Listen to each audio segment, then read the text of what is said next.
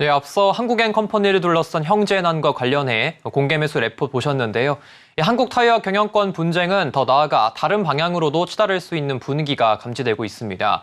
증권부 김혜영 기자와 함께 여러 상황들 알아보겠습니다. 안녕하십니까? 안녕하세요. 네, 한국타이어그룹을 둘러싼 2차 경영권 다툼이 한창인데 지금 상황이 좀 어떻습니까? 네, 한국타이어를 둘러싼 형제난이 재점화됐습니다. 2021년 이후 3년 만에 경영권 분쟁이 다시 시작된 건데요. 이 때문에 피보다 진한 경영권이라는 이야기마저 나옵니다. 현재 장남인 조문식 고문이 사모펀드인 MBK 파트너스와 손잡고 한국타이어의 지주회사인 한국엔컴퍼니의 지분 공개 매수를 선언하고 나섰습니다.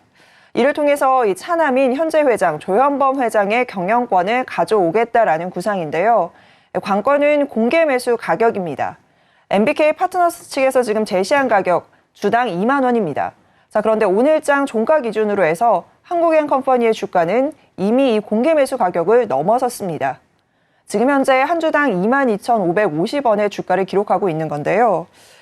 현재 주가가 이미 공개 매수가를 넘어선 상황이기 때문에 개인 투자자들을 유인할 유인책으로는 상당히 부족하죠. 그러니까 개인 투자자들이 공개 매수에 응할 가능성이 낮아졌다라고 보시면 되는 겁니다. 자, 이 때문에 이 MBK 측이 공개 매수 가격을 올리지 않겠느냐라는 이야기가 나왔지만 앞서 레포트에서 보셨다시피 MBK 파트너스 측에서는 공개 매수의 가격을 인상하는 부분을 고려하지 않고 있다라고 지금 선을 그은 상황입니다. 자, 이 때문에 이 공개 매수 가격을 높이게 되면 운용사인 사모펀드의 이 펀드 지분율이 펀드 수익률이 좀 낮아질 수 있는 상황이거든요. 이 때문에 이 부분을 좀 고려하지 않는 것으로 나타나고 있고요. 이 때문에 지금 조현범 회장이 조금 더 유리한 고지에 서 있다, 우위를 점치고 있다라는 분석들이 나오고 있습니다. 특히 지금 조 회장 측은 아직 이렇다 할 움직임을 좀 보이지 않고 있는 상황인데요. 지분율도 이미 충분하다라는 평가입니다. 현재 조현범 회장의 한국엔컴퍼니 지분율이 42% 정도가 되는데 우호 지분을 7에서 8% 정도만 더 가져온다면 경영권은 충분히 방어할 수 있는 상황입니다. 네, 이 가운데 이 조양래 명예회장 등판에 대한 전망도 좀 이야기가 돌고 있는데요. 네, 경영권 분쟁 이슈가 터지면 늘 나오는 게 바로 이 백기사라는 단어입니다. 그러니까 어떤 백기사가 등판하느냐 이 이야기를 참 많이 하는데요. 정계 양상에 따라서 지금 자칫 조현범 회장이 불리한 상황으로 치닫게 된다면 아버지인 조 명예회장이 백기사로 등판할 것이다라는 게 증권가의 분석입니다. 조 명예회장이 지금 등판하기에는 명분이나 조건들이 충분하다라는 것으로 분석되고 있는데요. 이미 3년 전에 차남인 조현범 회장을 차기 후계자로 점찍고 이미 승계 작업을 완료한 상황이고요. 지금 조 명예회장이 갖고 있는 이 자금력도 상당합니다. 5천억 원 정도의 자금을 보유하고 있는 것으로 알려진 상황인데 이 부분은 MBK 파트너스 측에서 우리가 이제 공개 매수와 관련해서 할 수 있는 상한 금액과 또 유사한 부분이거든요. 이 때문에 경영권 방어에 있어서는 큰 문제가 되지 않을 것으로 보여지고 있습니다. 다만 한 가지 변수가 좀 있는데요. 이 부분은 조 명예회장과 지금 이뤄지고 있는 성년후견 심판 결과입니다. 이 결과에 따라서 이제 향방이 조금 갈릴 것으로 업계에서는 보고 있는 상황이에요.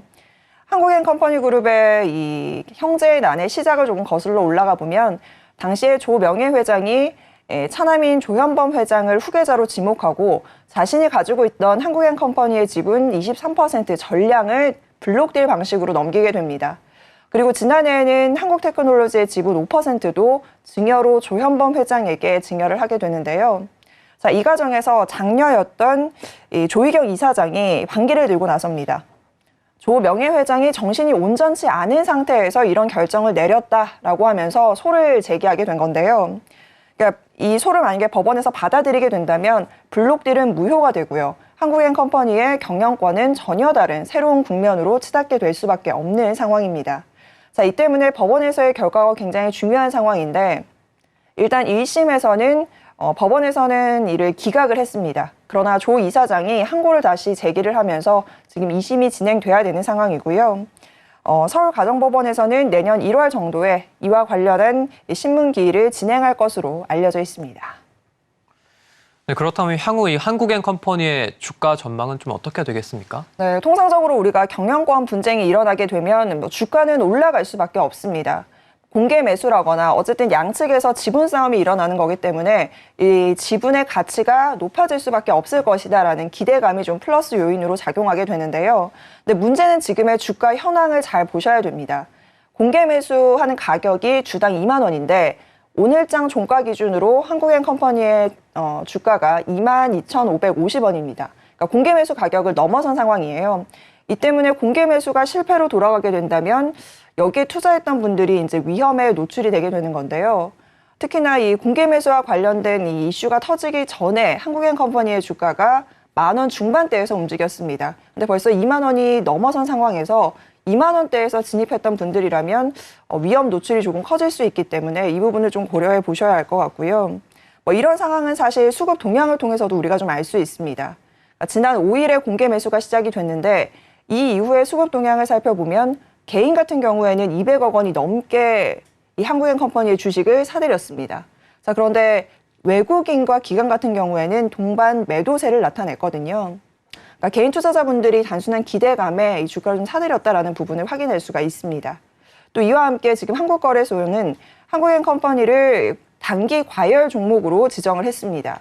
단기 과열 종목이 지정이 되면 3일 동안은 30분 단위에서의 단일가 매매만 진행이 되는데요.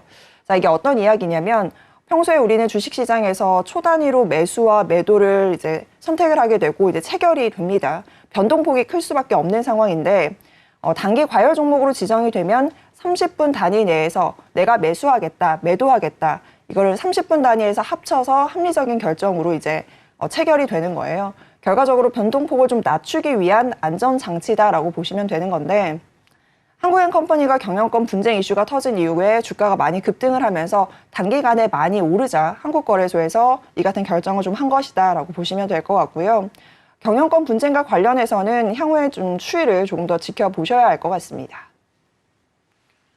네, 오늘은 김혜영 기자와 함께했습니다. 오늘 말씀 고맙습니다.